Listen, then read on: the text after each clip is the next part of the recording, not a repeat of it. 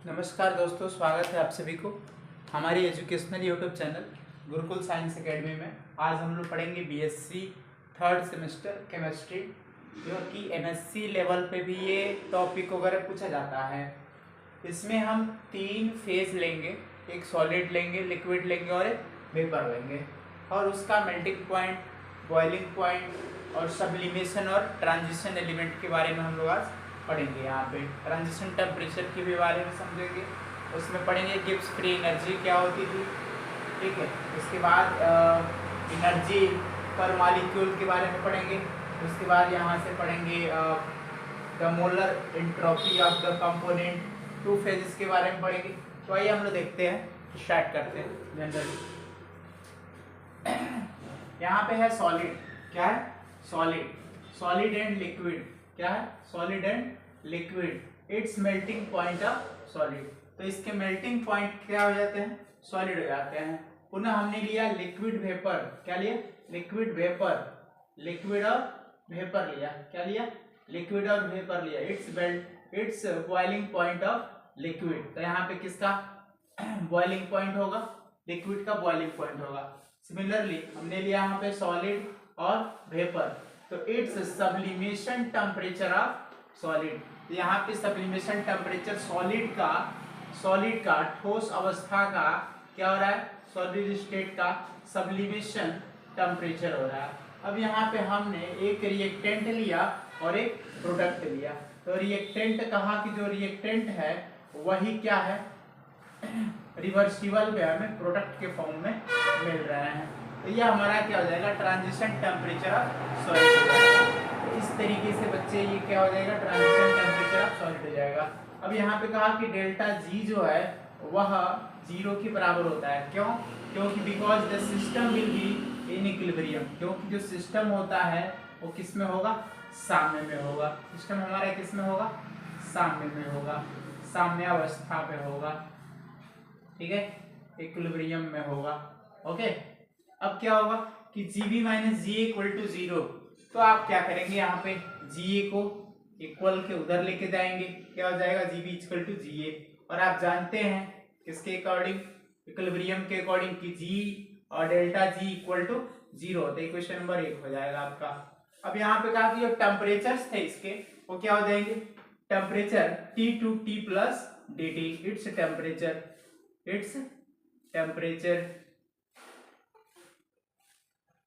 Temperature इसके जो temperature है वो T से क्या हो जाएगा, T प्लस dt हो जाएंगे। अब सिमिलरली इसी प्रकार इसके जो प्रेशर है वह P से कितना हो जाएगा, dP हो जाएगा। इट्स प्रेशर इसके जो प्रेशर है वो क्या हो जाएगा, P से dP हो जाएगा। अब यहाँ पे हम लोग फाइंड आउट करेंगे एनर्जी पर मोल विल बी इंक्रीज। कहा कि इसके जो एनर्जी पर मोल है वो क्या हो जाएगा, बढ़ जा रहा है। एनर्जी पर मोल विल बी इंक्रीज, तो कितना बढ़ेगा, कहा जो Ga था Ga प्लस DGa हो जाएगा इन फेज ए। कहा कि फेज ए में G प्लस DGa हो जाएगा और फेज बी में क्या हो जाएगा, Gb प्लस DGb हो जाएगा। The system is in equilibrium, इसलिए जो हमारा जो निकाय होगा वो क्या होगा, साम्य अवस्था में हो जाएगा। Very good. हमने यहाँ से देखा कि Gb इक्वल टू क्या होता है, Ga होता है। Ga बराबर ही क्या होता है, Gb होता है। Gb बराबर क्या होता है, Ga होता है। क्वेश्चन नंबर 2 हो जाएगा। अब यहाँ पे हमने देखा कि फेज ए में क्या हो रहा था, Ga प्लस DGa हो जा रहा था, और फेज बी में क्या हो रहा था, Gb प्लस DGb हो जा रहा था। तो Ga और Gb की वैल्यू यहाँ पे पुट कर दीजिए, तो Gb का मान कितना होगा, Gb plus DGb is equal to Ga plus DGa। Question number 3।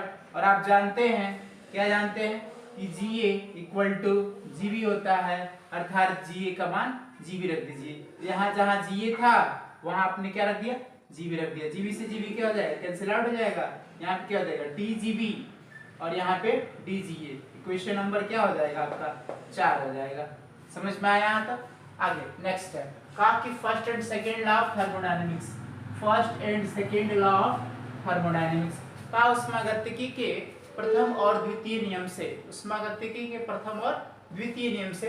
तो ऊष्मागतिकी का प्रथम नियम था कि D is equal to D Q minus P D V, D is equal to D Q minus P D V. ऊष्मागतिकी का दूसरा नियम था कि D S equal to D Q upon T, तो टी का डी एस में गुणा हो जाएगा, तो T D S equal to कितना, डी क्यू। तो ये आपका हो गया क्या, ऊष्मागतिकी का फर्स्ट एंड सेकेंड लॉ।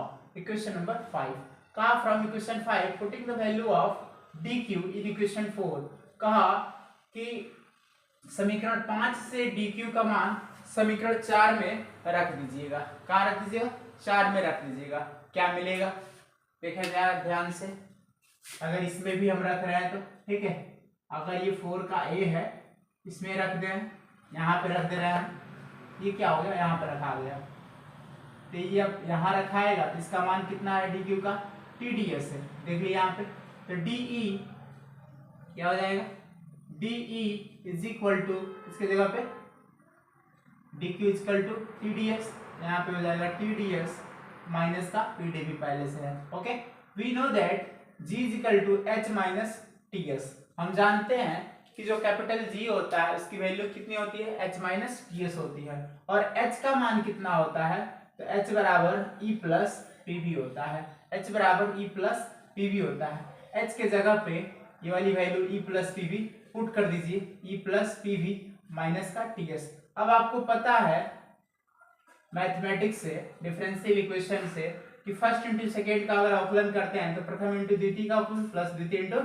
प्रथम का अवकलन हो जाता है। ठीक है, अब हमने यहाँ पे p को प्रथम माना, v को द्वितीय माना, ये हो जाएगा कितना, g का dg, e का de, और कितना हो जाएगा p प्लस dv। तो इस तरीके से हम लोग क्या करेंगे, आगे फाइंड कर लेते हैं।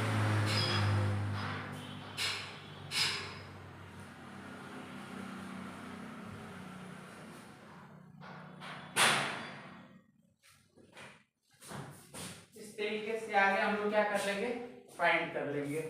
जब आगे हम लोग इस तरीके से फाइंड कर लेंगे तो क्या होगा, सिमिलरली क्या हो जाएगा, P के लिए हो जाएगा PdV, और V के लिए हो जाएगा VdP, माइनस का T के लिए हो जाएगा TdS,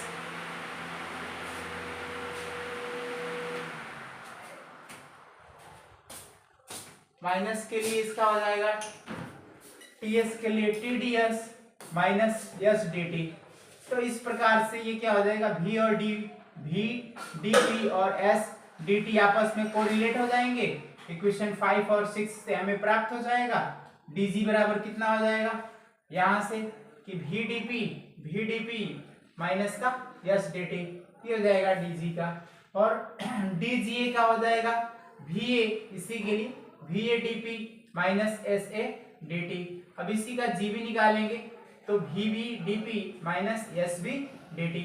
तो इस प्रकार से आप सिमिलरली इसको फाइंड आउट कर सकते हैं। अब इसने कहा कि जहाँ जो VA है और जो VB है, तो कहा कि VA और VB क्या है, आर द मोलर वॉल्यूम है, इसके क्या है, मोलर वॉल्यूम है।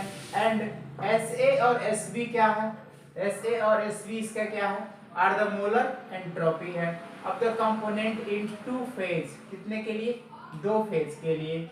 आप putting the value of equations 8 and 9, कहा 8 और 9 का मान इन इक्वेशंस 4 में रखने पर क्या हो जाएगा, 8 का मान क्या है, VA dP है माइनस SA dt है, ये है इक्वल कितना है, VB dP है माइनस SB dt, यहाँ रख दिया, इसको इधर लेके गया, इसको इधर बुलाया, तो क्या हो जाएगा, ये इधर जाएगा तो माइनस में हो जाएगा, VB dP माइनस का VA dP, और ये इधर चला आया तो SB dt माइनस का SA dt हो जाएगा।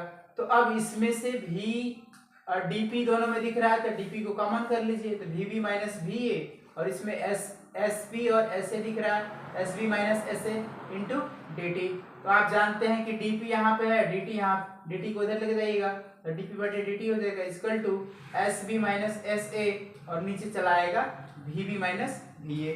ओके, इस प्रकार से क्या हो जाएगा, ऊपर वाले को SB माइनस SA को डेल S कहते हैं, और नीचे वाला क्या हो जाएगा, VB माइनस VA हो जाएगा। और डेल S बराबर कितना होता है, Q/T होता है। इक्वेशन नंबर आपका 10 हो जाएगा। The phase transition Q at temperature T, कहा कि टेम्परेचर T पे, ताप T पर जो फेज ट्रांजिशन है वो क्या है, Q है। तो कहा कि del S equal to Q by T, from equation 10 we get, हमें प्राप्त हो जाता है। जहां हम डेल एस लिए थे वहां पे कितना लेंगे, Q बाई टी ले लेंगे। हमारा dp upon dt is equal to Q by T, अब Vb माइनस V हो जाएगा। क्वेश्चन नंबर 11 हो जाएगा। सिमिलरली हम जानते हैं कि Q का मान कितना होता है, Q बराबर होता है आपका डेल एच। Q का मान कितना होता है, डेल एच होता है। तो जहां हम Q लिए थे वहां पे कितना लिख देंगे, डेल एच लिख देंगे। तो dp upon dt equal to कितना हो जाएगा, डेल एच हो जाएगा t upon t Vb minus V। Equation number 12 हो जाएगा। This equations called Clapeyron equations. इस इक्वेशंस को हम लोग क्या कहेंगे, क्लेप्रान इक्वेशंस कहेंगे। इसी समीकरण को हम लोग क्या कहेंगे, क्लेप्रान का समीकरण कहेंगे। As it was derived by Clapeyron in 1834, और इसको 1834 ईस्वी में क्लेप्रान के द्वारा डिराइव किया गया था। अब इसमें आपके पास एक रिमार्क है कि लिक्विड से वेपर हो जाता है, from equation 12 we get dp upon dt, तो del H V upon T, del यहाँ पे वी और वी एल के फॉर्म में रहता है। आप जानते हैं कि वी बराबर कितना, वी और वी बराबर वी एल हो जाता है। डेल एच बराबर डेल एच वी हो जाता है। यहाँ डेल एच वी क्या है, हीट ऑफ वेपराइजेशन है of given weight of liquid. Liquid का जो वेट है, दिए गए लिक्विड का जो वेट है किसमें, वेपराइजेशन में, और वीवी क्या है, वॉल्यूम ऑफ वेपर फेज है, और ये हमारा क्या है, वीएल क्या है, लिक्विड फेज है, वॉल्यूम ऑफ लिक्विड फेज है। तो इस प्रकार से आप क्लेप्रान क्लॉसियस इक्वेशंस की गणना कर सकते हैं। ओके, धन्यवाद।